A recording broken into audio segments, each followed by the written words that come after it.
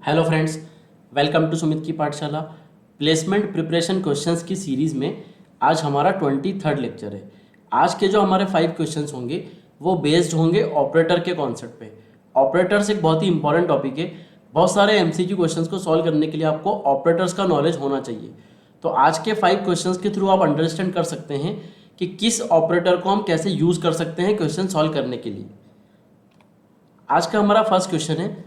यहाँ पर आपको एक मेन फंक्शन गिवन है और इस मेन फंक्शन के अंदर प्रिंटफ है और एक एक्सप्रेशन गिवन है। इस एक्सप्रेशन की जो भी वैल्यू होगी उसको हम प्रिंट करवा रहे हैं यहाँ पर प्रिंटफ के थ्रू। अब समझिए एक्सप्रेशन क्या है। एक्सप्रेशन है आपका -1। ये जो आपका साइन है ये लेफ्ट शिफ्ट का साइन है और आपका नंबर है 1।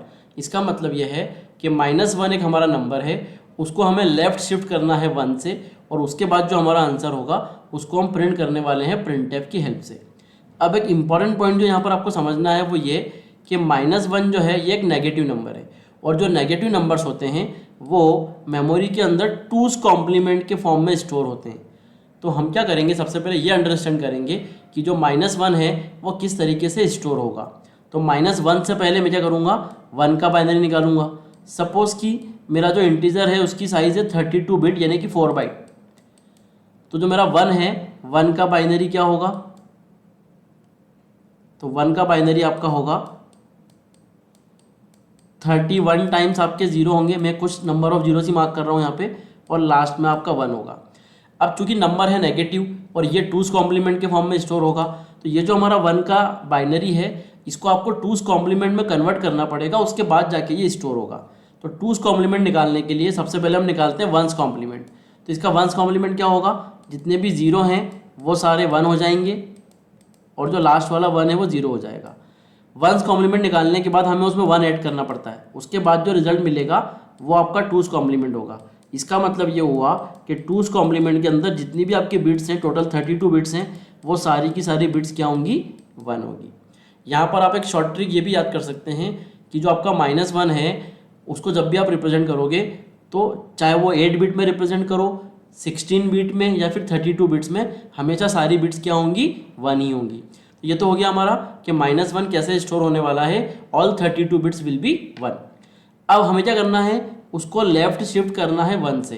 तो किसी भी नंबर को लेफ्ट शिफ्ट करना मतलब क्या होता है कि सारी की सारी बिट्स को आप लेफ्ट शिफ्ट करेंगे 1 पोजीशन। तो जब मैं इन सारी बिट्स को 1 पोजीशन लेफ्ट शिफ्ट करूंगा तो लेफ्ट साइड वाला जो 1 है ये डिस्कार्ड हो जाएगा, बाकी की सारी बिट्स 1 पोजीशन शिफ्ट होगी और राइट हैंड साइड पे जो एक एम्प्टी प्लेस बनेगा वो आपका फिल होगा 0 से।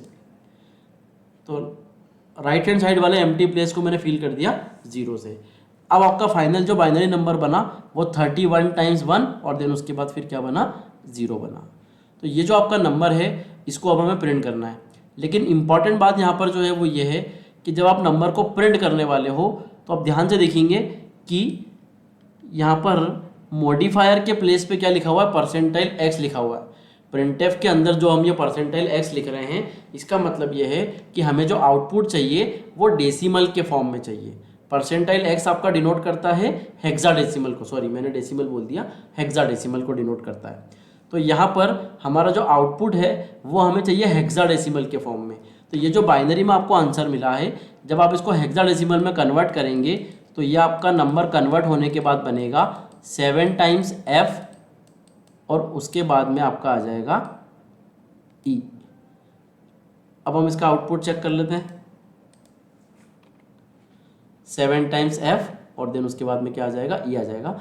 अगर आप जो कंप्यूटर यूज़ कर रहे हैं वो 16 बिट कंप्यूटर है तो वहाँ पर आपका जो नंबर है वो 32 बिट नहीं 16 बिट में रिप्रेजेंट होगा। तो 3 टाइम्स f और देन आपका आ जाएगा e। तो यहाँ पर हमने ये सीखा कि कैसे हम इस क्वेश्चन को सॉल्व करेंगे। ये आपको ध्यान रखना है यहाँ पर कि जो हमारा आउटपुट है वो %x का यूज़ करके प्रिंट किया गया है। इसका मतलब कि आउटपुट जो होगा वो हेक्साडेसिमल में आपको मिलेगा। नेक्स्ट क्वेश्चन है यहाँ पर आपका, i आपका एक वेरिएबल है और उसको हमने वैल्यू असाइन करने की कोशिश की है। अब सबसे पहले आपको देखकर ये लगेगा कि i को जो हम वैल्यू असाइन कर रहे हैं वो 3 वैल्यू असाइन कर रहे हैं, 1, 2 एंड 3, जबकि किसी भी वेरिएबल में हम एक सिंगल वैल्यू ही स्टोर कर सकते हैं। अब इस क्वेश्चन को सॉल्व कैसे करेंगे तो ध्यान से समझिए। ये जो आपने i को वैल्यू असाइन की है 1, 2 एंड 3, इसको लिखा गया है पैरेंथेसिस के अंदर। और पैरेंथेसिस के अंदर क्या यूज़ हुआ है, कॉमा यूज़ हुआ है। एक बात आप सभी लोग ध्यान से याद रखें कि जब भी कॉमा जो है वो पैरेंथेसिस के अंदर यूज़ होता है तो वो ऑपरेटर की तरह वर्क करता है, और विदाउट पैरेंथेसिस अगर यूज़ होता है तब वो सेपरेटर की तरह वर्क करता है। तो यहाँ पे कॉमा पैरेंथेसिस के अंदर यूज़ हुआ है, इसका मतलब कि यहाँ पे कॉमा वर्क कर रहा है किसकी तरह, ऑपरेटर की तरह, नॉट सेपरेटर। अब इम्पॉर्टेंट ये है कि कॉमा ऑपरेटर वर्क कैसे करता है। तो कॉमा ऑपरेटर क्या करता है, लेफ्ट टू राइट नंबर को स्कैन करता है, लेफ्ट वैल्यू को डिस्कार्ड करता जाता है और राइट वैल्यू को फॉलो करता है। इस तरीके से होगा क्या कि जब आपके पास मल्टीपल कॉमा ऑपरेटर्स होंगे तो लेफ्ट वैल्यू डिस्कार्ड होती जाएगी और राइट वैल्यू को आप आगे फॉरवर्ड करते जाओगे, तो एट द एंड जो राइट मोस्ट वैल्यू होगी वो बचेगी सिर्फ। सबसे पहले चूंकि मैंने आपसे कहा कि comma left to right work करता है, तो सबसे पहले हम सॉल्व करेंगे 1,2। तो 1,2 में से 1 आपका डिस्कार्ड हो जाएगा, 2 बचेगा। फिर आप सॉल्व करोगे 2,3, तो 2 आपका डिस्कार्ड हो जाएगा। मैंने आपसे कहा कि कॉमा ऑपरेटर क्या करता है, लेफ्ट वैल्यू को डिस्कार्ड करता है और राइट वैल्यू को आगे फॉरवर्ड करता है। अब बचा सिर्फ 3, तो फाइनली आई के अंदर जो वैल्यू असाइन होगी वो आपकी होगी 3, और जब हम आई की वैल्यू प्रिंट करेंगे तो आपका आउटपुट आएगा i = 3। तो यहाँ पर आपने सीखा कि जो कॉमा ऑपरेटर है वो किस तरीके से वर्क करता है। अब हम इसका आंसर चेक करेंगे, तो i = 3 आपका करेक्ट आंसर है। नेक्स्ट क्वेश्चन है, यहाँ पर आपके पास कुछ वेरिएबल असाइनमेंट्स हैं। x को हमने कोई वैल्यू असाइन नहीं की है, y को 2 असाइन किया है, z को कोई वैल्यू असाइन नहीं की है, a को भी कोई वैल्यू असाइन नहीं की है। अब ध्यान से देखिए, नॉर्मली हम क्या करते हैं, इफ़ के अंदर यहाँ पर कोई कंडीशन लिखते हैं, पर यहाँ पे कंडीशन के प्लेस पे एक एक्सप्रेशन लिखा हुआ है। आप ज़रूरी नहीं है कि इफ़ में कोई कंडीशन ही लिखेंगे, इफ़ में आप कंडीशन के प्लेस पे कोई एक्सप्रेशन भी लिख सकते हैं। करना क्या होगा हमें कि हम उस एक्सप्रेशन को सॉल्व करेंगे। उस एक्सप्रेशन को सॉल्व करने के बाद जो भी वैल्यू हमारी आएगी उस वैल्यू को हम यूज़ करेंगे कंडीशन के प्लेस पे। तो यहाँ पे सबसे पहले आपका y मॉड्यूलस 2 होगा। अब ध्यान से समझो, 2 ऑपरेटर यहाँ पर यूज़ हुए हैं, एक आपका असाइनमेंट ऑपरेटर और एक आपका मॉड्यूलस ऑपरेटर। इन दोनों में से पहले क्या सॉल्व होगा, मॉड्यूलस सॉल्व होगा, क्योंकि मॉड्यूलस की प्रायोरिटी ज़्यादा होती है। जब भी कभी आपके पास मल्टीपल ऑपरेटर्स होते हैं तो प्रायोरिटी के बेसिस पे डिसाइड होता है कि कौन सा ऑपरेटर पहले सॉल्व होगा। तो यहाँ पे मॉड्यूलस ऑपरेटर पहले सॉल्व होगा, तो y मॉड्यूलस 2 हुआ, y की वैल्यू 2 है, तो 2 मॉड्यूलस 2 जो कि आपका क्या आ जाएगा, 0 रिमाइंडर आ जाएगा। तो अब आपकी इक्वेशन क्या बनी, x = 0। तो x के अंदर आपने एक वैल्यू असाइन कर दी 0, क्योंकि असाइनमेंट ऑपरेटर है, तो x में वैल्यू असाइन हो गई 0। अब चूंकि ये इफ़ के अंदर लिखा हुआ है, इफ़ में लिखा हुआ है x = 0, तो इफ़ के अंदर कंडीशन की वैल्यू क्या होगी, तो चूंकि we are assigning the 0 × x, जब भी आप असाइनमेंट ऑपरेटर का यूज़ करते हैं तो असाइनमेंट ऑपरेटर क्या करता है, राइट हैंड साइड वाली वैल्यू को लेफ्ट हैंड साइड में असाइन करता है एंड आफ्टर देट उस वैल्यू को रिटर्न भी करता है। तो ये 0 यहाँ पे x में असाइन हो जाएगा और उसके बाद रिटर्न होगा 0। इसका मतलब कि इफ़ के अंदर कंडीशन के प्लेस पे क्या आ गया, 0, और आप सभी को पता है कि प्रोग्रामिंग में 0 का मतलब क्या होता है, फॉल्स। तो इफ़ के अंदर आ गया यहाँ पे फॉल्स, इसका मतलब कि ये जो z = 2 है ये परफॉर्म नहीं होगा, इसका मतलब कि z को 2 असाइन नहीं होगा। इफ़ के बाहर आए a = 2, इसका हमारे प्रोग्राम के आउटपुट पे कोई इम्पैक्ट नहीं आएगा, क्योंकि जब हम आउटपुट प्रिंट कर रहे हैं तो z और x की वैल्यू प्रिंट कर रहे हैं, a का यहाँ पर कोई रोल नहीं है। तो फाइनली क्या हुआ, z में हमने कोई असाइनमेंट नहीं किया, इसका मतलब कि z के अंदर क्या होगी, कोई भी गार्बेज वैल्यू हो सकती है, और x की वैल्यू आपकी कितनी हो गई थी, 0। तो फाइनल आंसर आपका होगा गार्बेज वैल्यू और देन 0। तो हम इसका आंसर चेक कर लेते हैं कि क्या इसका correct answer garbage value and 0 हमारा आंसर आ रहा है। Yes, garbage value and 0 is correct answer. Next आपका क्वेश्चन है, यहाँ पर क्या हुआ है, नॉर्मली हम क्या करते हैं, प्रिंटफ के अंदर कोई भी स्ट्रिंग लिखते हैं उसको प्रिंट करने के लिए। यहाँ पर क्या किया गया है कि प्रिंटफ के अंदर स्ट्रिंग के साथ साथ एक वैल्यू लिखी गई है 5+।